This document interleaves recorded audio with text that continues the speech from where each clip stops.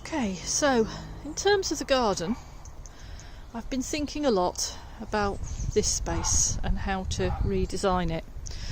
And it's quite interesting actually, because last year obviously I ran a couple of courses here and we did a big open day, and we'd made some decisions about that, about what worked and what didn't and what we were going to do going forward. I had events planned for this year, the first of which was in May about the forest garden, so I've cancelled that one.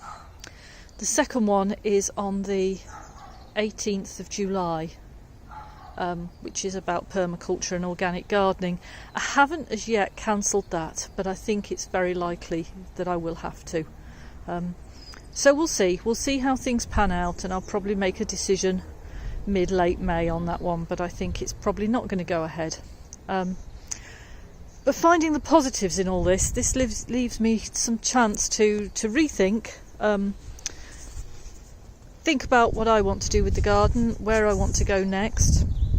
And that's the other positive, is that I'm now working from home all the time. So before I worked from home maybe 2-3 days a week, but yeah, made to work at home just as the lighter evenings come is brilliant, because I shall be finished by 5:30 every night.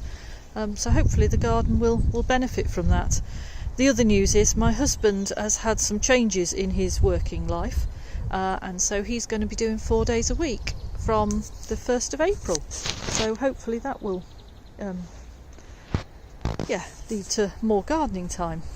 So I've been thinking a lot about this space. By this space I guess I mean everything from here where I'm standing, which is, so there are the bees, and there's the hazel hedge, and then there's some steps there that go up to the naked garden. So what have we got here? So this is an overgrown bramble patch. It was where the comfrey was, but I couldn't get close enough to the comfrey a lot of the time to weed it, because the bees, some of the bees can be quite aggressive, and they're not my bees, so I'm not a beekeeper, so I just keep my distance. So this is the new comfrey patch. Over there we've got the greenhouse and a green shed, and there's another shed the other side of the greenhouse. The vegetable plots, there's a bench there, composting area, trampoline, and then just further over there's a sort of big, not very clear, not very well defined space there. It's where the chicken run was, the old big chicken run that we took down. So just thinking about wanting to redesign this space, probably wanting more planting, a bit less grass, more permanent planting, shrubs and things, rather than any more intense annual vegetables. And what to do with that. So the first thing I was thinking was, I'm pretty sure that these 6 compost bins along the top here are in the right place, so I could use them as my starting point and to map the space. So use those as my fixed points. You need 2 fixed points, and then map everything off it and draw it out. So yeah, as you can see, if you look back up that way, there's a lot of spare grass space around the comfrey bed, so that might be something I could expand. More comfrey, more herbs, I don't know. And let's have a look down here. So you can see where the paths are, where we walked through. So I've been walking through there, through what was the gate into the chicken house, and across to get to the orchard, and also down there to the compost bins. I'm not sure those 3 are in the right place. Need a bit of a rethink. So this bit here, this is, I guess, what remains of, so there was a chicken house there, and then this was just an extra vegetable bed, and then I decided it was going to be a herb bed. I haven't got round to planting it up, and now I think it's nowhere near big enough. And I'm also thinking, do I want a herb bed, or do I just want herbs everywhere?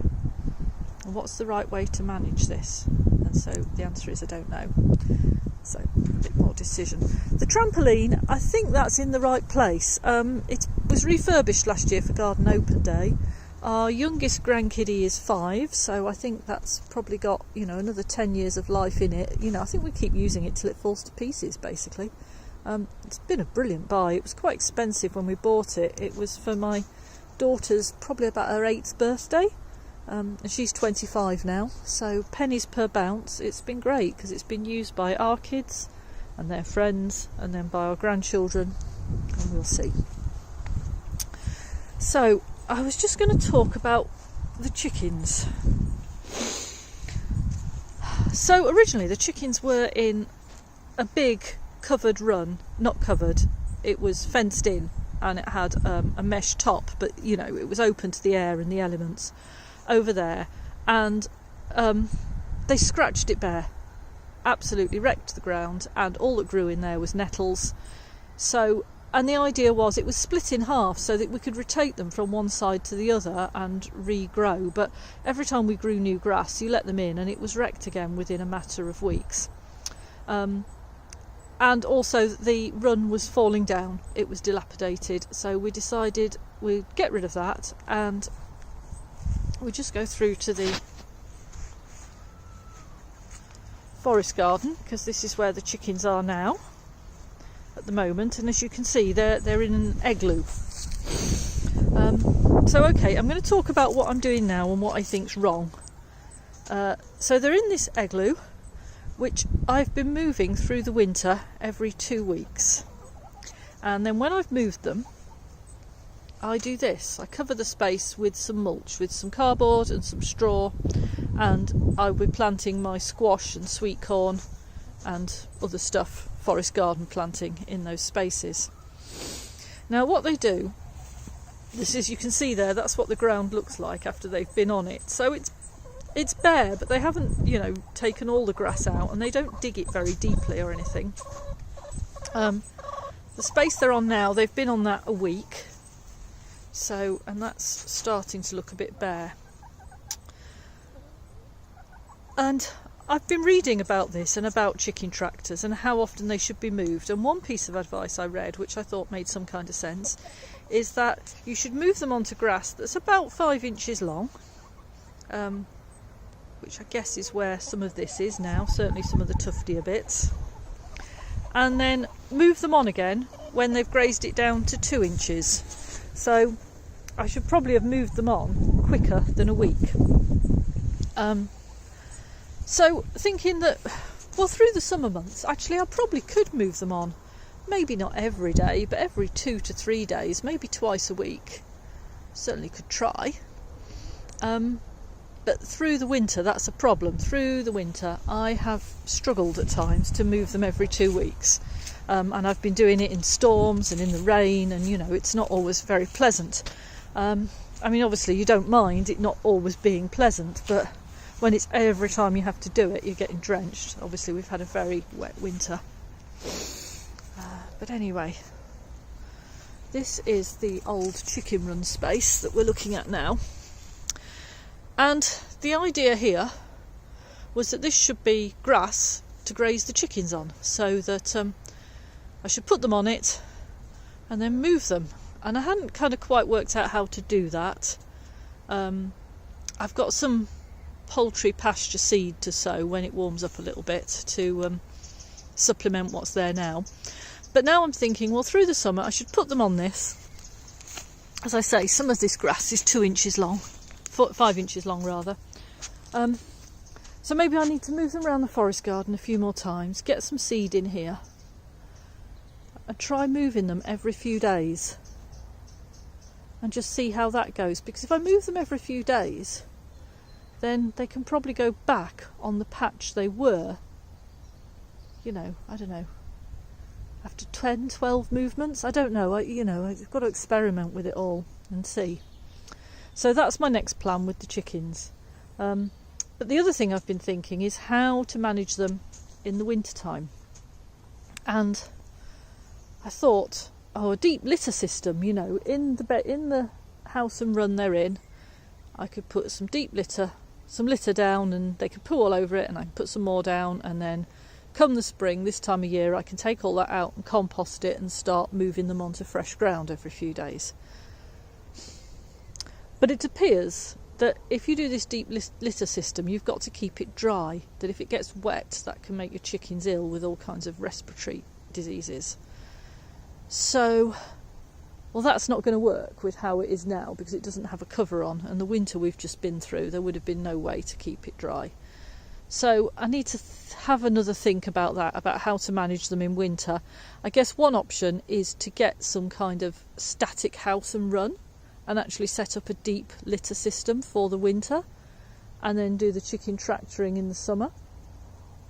The other thing I've read is that it works great. So, as I say, what I've been doing now, when they've scratched and wrecked and been on a space in the forest garden, I've been covering it with mulch and straw and planting through that, and that worked fine last year. But what I'd read is that, you know, if you imagine that was a deep litter space and the chickens had been on it and pooed and turned it over and it had all sort of composted lovely, and then you move them and you just leave that in situ, and that's your new bed, which is a great idea if only I could keep it dry. So I don't know, I'm considering whether to sort of buy some tarpaulin and try and fashion a cover for that, and whether that would keep it dry enough. Probably would in the summer. Whether it would work in the winter, I don't know. So much to think about. I'm watching lots of other people's YouTube videos about what they've been doing. Particularly watched Liz Zorath, is it, on By the Farm?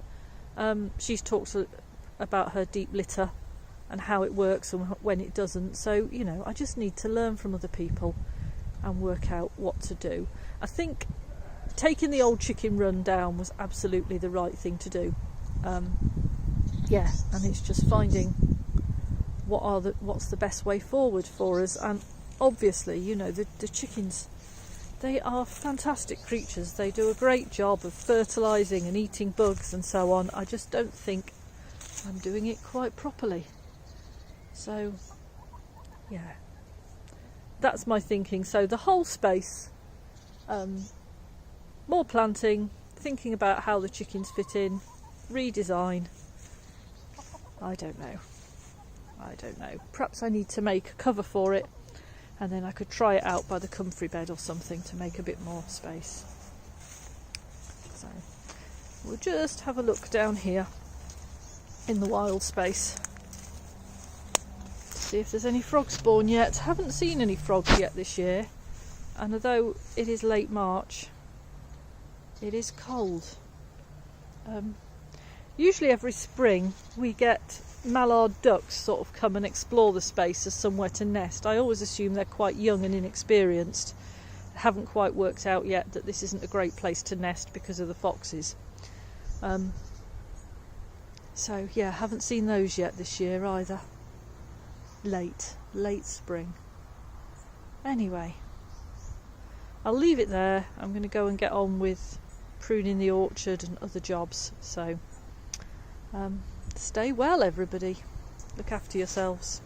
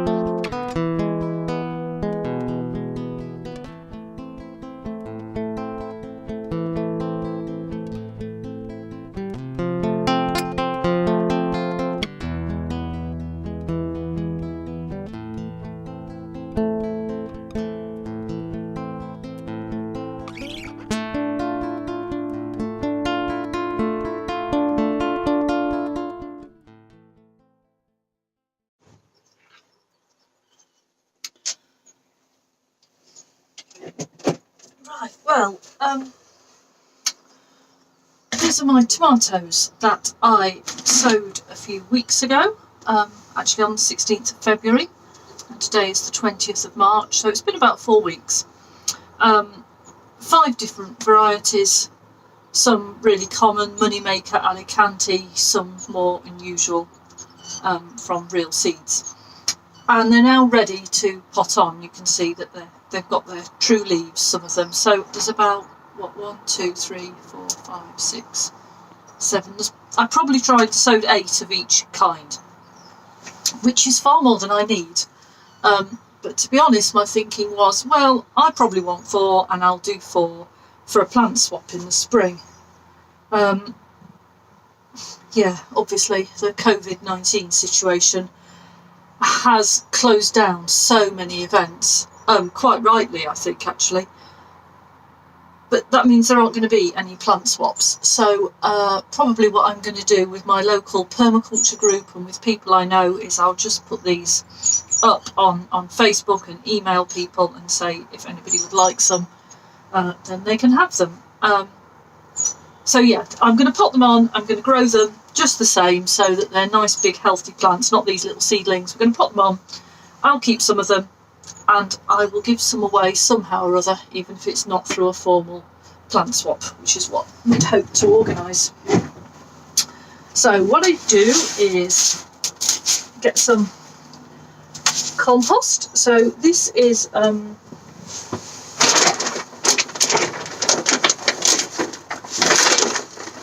you see that? It's this stuff, New Horizon. Can't quite see it. There we go. New Horizon multi-purpose compost, peat-free.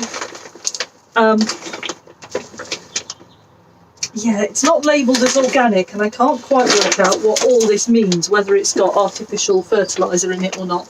But anyway, it's easily available, which is really why I use it. So move the pots out of the way.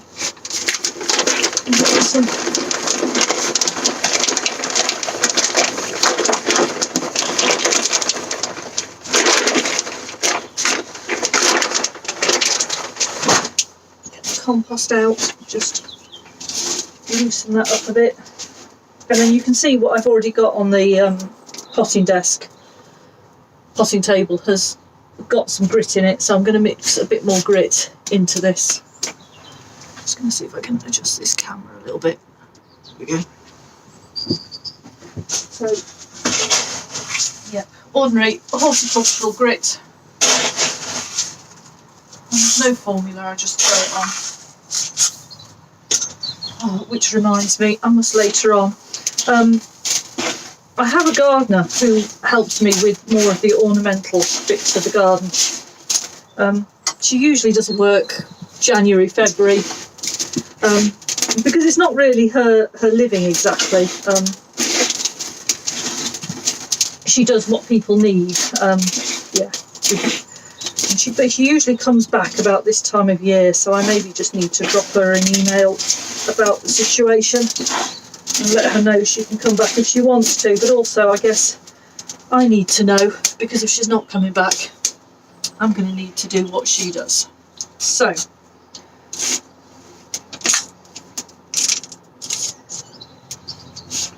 what I'm going to do, I'll just do one to show you. So we'll stick the pot in there. And I have very fancy, it's like a dessert fork, and I'm just going to lift the plants out. It's supposed to just really hold them by the leaves. So we're going to do this row first, that is the Tomata de Colgar. I can't remember anything about those, but this first row. So just lift each plant out with as much of a root ball as I can manage. Now what I really want to do, because tomatoes will grow more roots out of this stem, so I want to bury it quite deeply. You don't do this with all plants, but definitely it works with tomatoes. Yeah, and when I pot it on again, I'll bury it even deeper than that. So that's it, essentially. That's the first plant. Just one more. So a little bit of compost in the bottom. Dig up the next plant.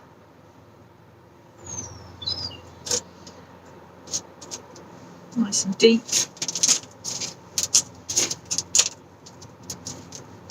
Pot it up.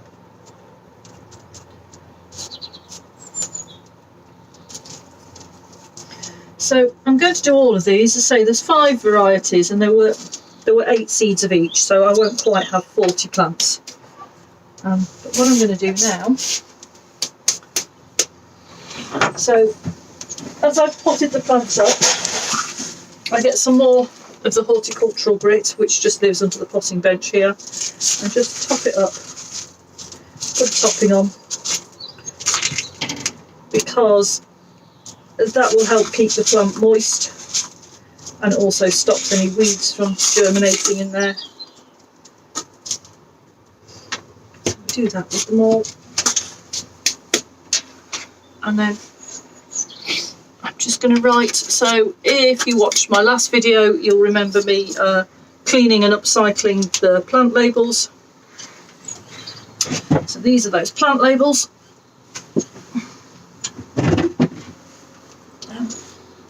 Sharpie, just got a nice thin end, so I'm just going to redo the labels. So,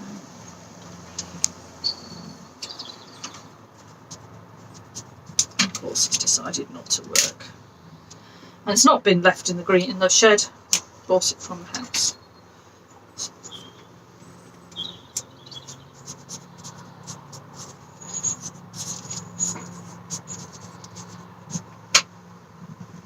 Nice big label. Well, that's good because I can read that without my glasses on. So, fine, I'm glad. In there.